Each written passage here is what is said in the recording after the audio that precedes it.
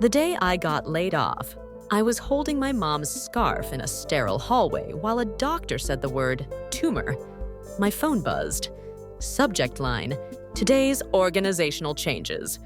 I laughed, but it came out like a cough. 2 hits in the same hour.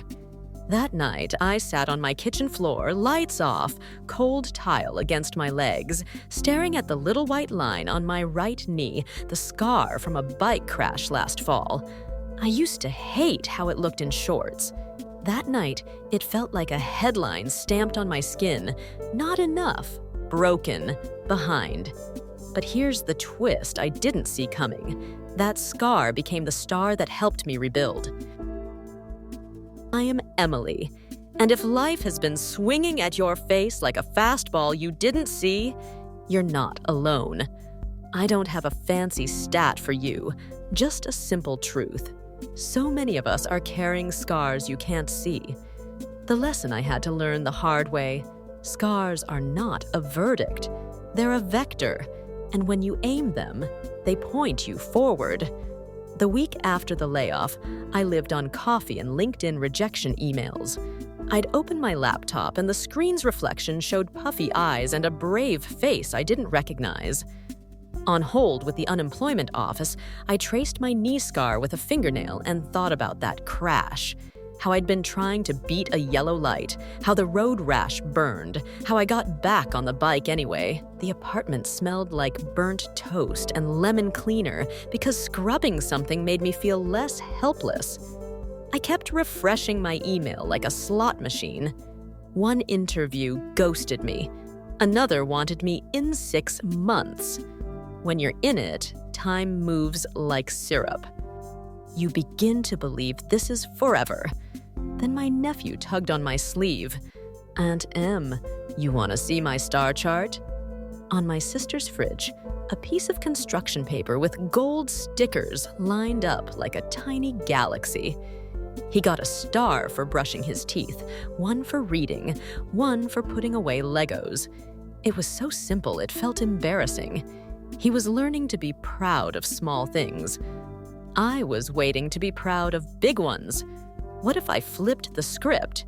What if I stopped letting scars define me and started letting stars direct me? That night, I made my own star chart. Not Instagram pretty. Just a sheet of printer paper and a $3 pack of gold stickers. I gave myself a star for these 3 things, every day for 90 days. 20 minutes of learning something valuable for my craft. 1 courageous reach out to someone I respect, and 1 hard thing for my health. No hero moves, no grand plans.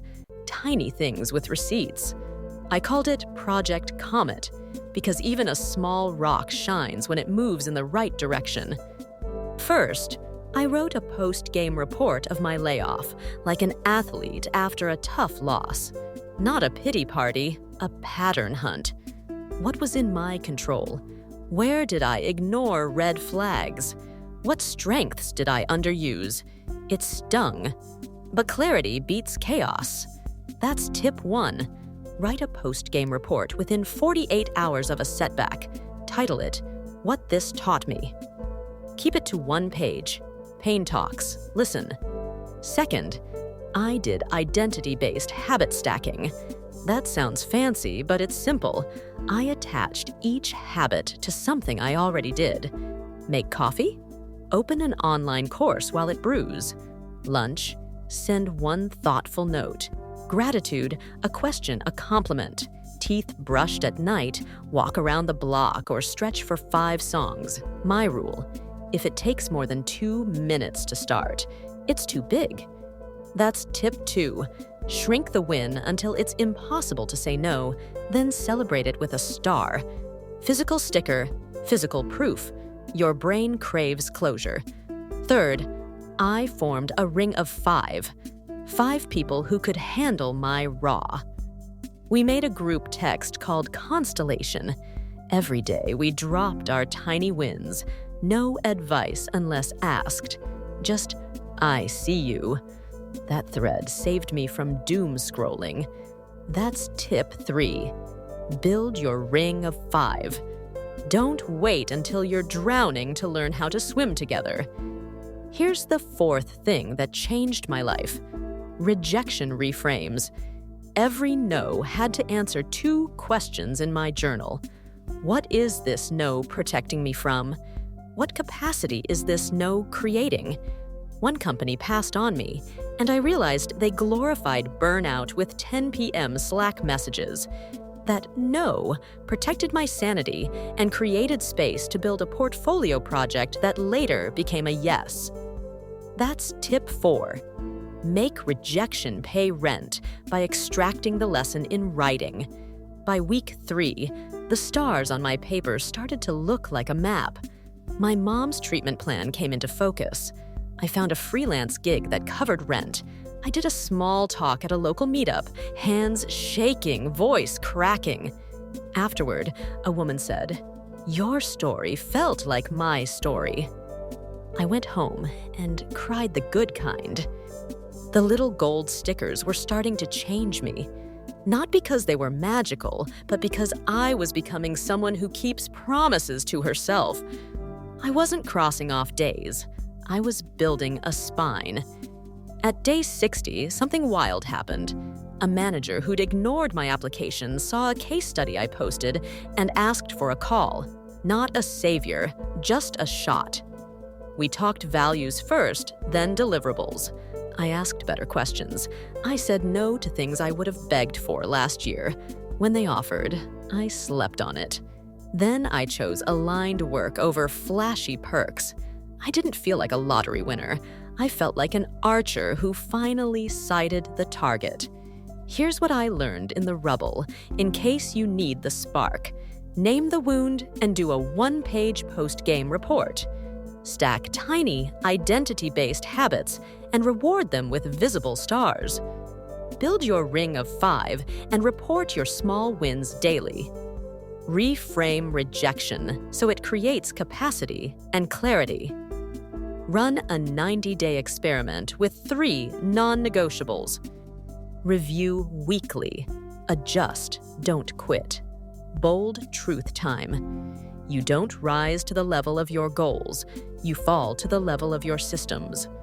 If that line hits, I dropped my favorite habit book, Atomic Habits, in the description, affiliate link, because it helped me make my stars stick when the motivation faded. And if you remember nothing else, remember this. Your scar is not the headline. It's the signature that you stayed. Also this. Small wins compound. Tiny stars become constellations. And this. Consistency beats confidence. Show up scared, and the courage catches up. This is a motivational story, sure, but I hope it's more than that. I hope it's a life lesson you can use today. If you're sitting on your own kitchen floor, staring at your own scar, literal or not, try 1 star tonight. 1 page. 1 reach out. 1 walk. Tomorrow, another. Let your proof of effort outnumber your notifications. If this spoke to you, double tap that like, hit subscribe, and drop a star emoji in the comments with 1 tiny win you'll claim today. I'll be in there cheering for you, because that's what we do here. We turn scars into stars. Let's level up together.